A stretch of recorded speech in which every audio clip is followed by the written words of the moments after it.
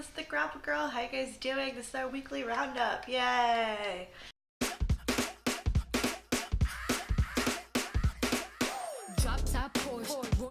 It's been an interesting week for me. I haven't trained jiu-jitsu in about 2 weeks. My back, my psoas muscle, has been really pulled, so I've been trying to heal it with a lot of stretching, physical therapy, Epsom salt baths, heating, icing, everything. I've done the whole 9 yards. I finally feel like 90% better, although I do worry when I start jiu-jitsu again, hopefully tomorrow, that something is going to make it worse. You know, it's that nervousness before you step on the mats that something could go really wrong.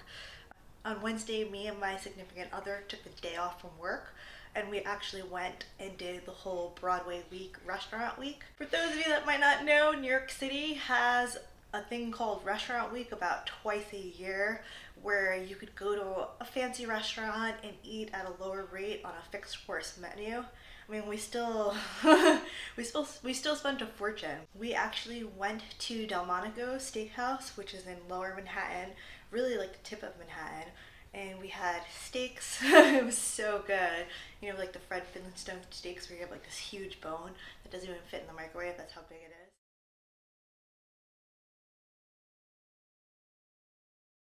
And it was so fatty and buttery. I mean, it was really good. For those of you who might not know, Delmonico's is a world famous restaurant. It's a historic landmark. I think it's been around since the late 1800s, like a really long time. It was one of the first restaurants to allow women to be unescorted in the 1800s and eat there by themselves. It also invented the Eggs Benedict, so for all you Eggs Benedict lovers, it came from Delmonico's, rumor has it. I'm sure there's many origins to that story. One of my fan favorites on that menu is the Baked Alaska, which is like this marshmallowy shell, and there's ice cream and cake on the inside. I'm probably definitely very heavy right now.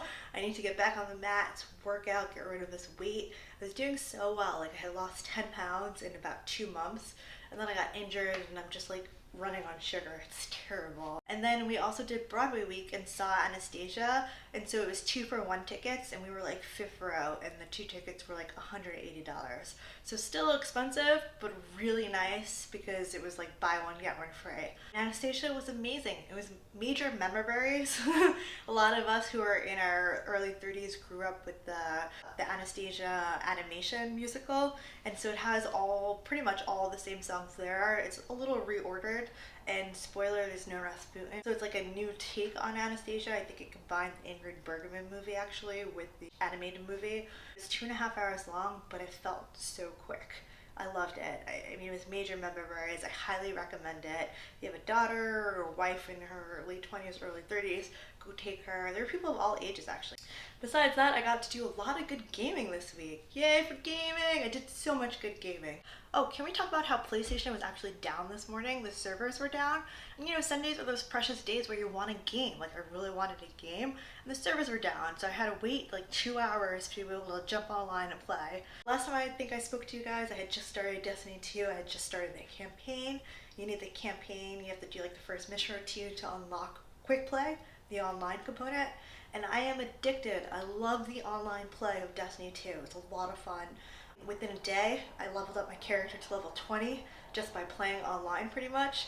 And so now it's a lot more fun because I have better weapons. Quick play is great because it's an equalizer of all levels. It doesn't matter what level you are. If you're level 2 and a level 20 guy comes at you, it shouldn't matter. Very easygoing.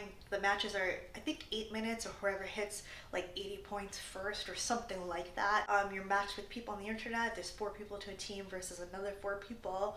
And it's one of those games where you actually just don't need a mic. Like, the map isn't that big, and you can kind of just follow your team. People just naturally follow each other. So when I first started Destiny 2, I was pretty terrible, I'm not gonna lie. And I would get 2 or 3 kills on my team, and I'm like, yay, at least I killed someone. But I was definitely holding my team back. Doing much better now. I'm not the last person in place anymore. I have 13, 14 kills religiously. So I'm looking to even get better and hit 20 kills every game. That's really my goal. At the end of 8 minutes, whoever has the most points will win the match. Some of the game has like capture the flag element where you're capturing the area and you have to defend defend that area, and that's actually my favorite. It's a lot of fun. So I'm having a great time playing. No one's trolling me, which is great. I'm hoping to stream it soon because I'm having like a lot of fun. It's a fun game. My only hesitation with the game is that the loot hasn't been that good. So I'm level 20 and I'm still getting green and purple items. I haven't got any yellow items yet. Green is basically one of the lower level items, then you get purple, then you get yellow, which is like legendary and impossible to find. But I think it's because I haven't played enough of the campaign. I haven't even locked co-op yet, so I really need to get back into the campaign. Another game that I've been playing that the whole internet is raving about, it's probably why the servers were down for PlayStation this morning, is Fortnite. You guys play Fortnite? Hit me up. I love Fortnite. You guys playing? This is amazing. First of all, it's free. Okay, they're working out the bugs right now. It's early access, so go play. If there's an issue, tell the developers. I know they've been really active on Reddit. If you have a complaint, post it up there. They respond. You can play solo, you can play duo, you can play on a team. It's random matchmaking. If you don't have any friends to play with, that's okay. Go make friends. The purpose of the game is last man standing. Last man standing wins the entire game. So my strategy for the game, and the highest I've come in the game is 5th place, so I still have a long ways to go, is to find an area that I think a lot of people are dropping to right away, because I want to be able to get a gun before anyone comes looking for me and trying to kill me. So I go to a house, maybe a cabin or something on top of a mountain that no one has looked like they dropped to, and I'll go and I'll knock down the cabin, try to collect some guns, and get ready to fight.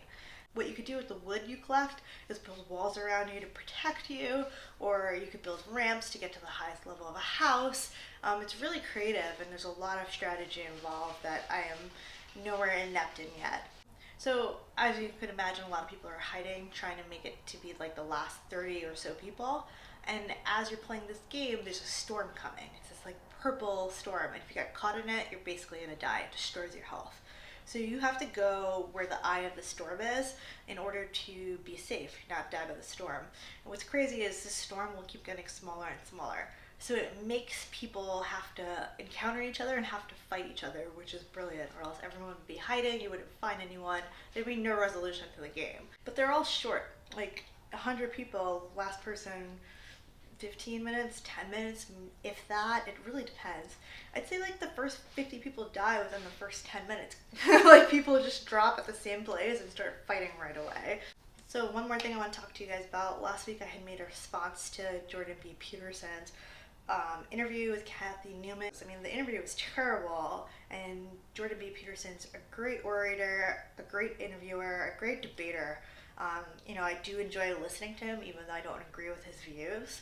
And I posted a video about what I thought needed to happen more with the gender pay gap when we're looking at the different variables, including more conversation on transparency, that we should know what our male counterparts are making, and lots more conversation on opportunity and women's opportunity to advance in the workplace, and you know, what barriers are created that don't allow women to advance. It got 1,000 views within 2 days. It had 200 comments, all mainly men. And I had fun debating. I mean, I had a lot of fun. People were generally polite. I had one or two scumbags who were like, I'm gonna report you to your job. So I took the video down because I don't need to lose my job over my own personal views. This is not like my firm's views, but I do want to do another video soon discussing such serious topics. I don't think women should be silenced, and I don't know what kind of crazy person would want to go to someone's job so they could lose their job. That's terrible. My cat just crashed. She can't handle the lack of attention right now. Just want to let you guys know that I did appreciate the support on that video. I can't believe over 1,000 people watched it. You women at all have the same viewpoints, but it's nice to be able to discuss and share. The Grapple Girl's out.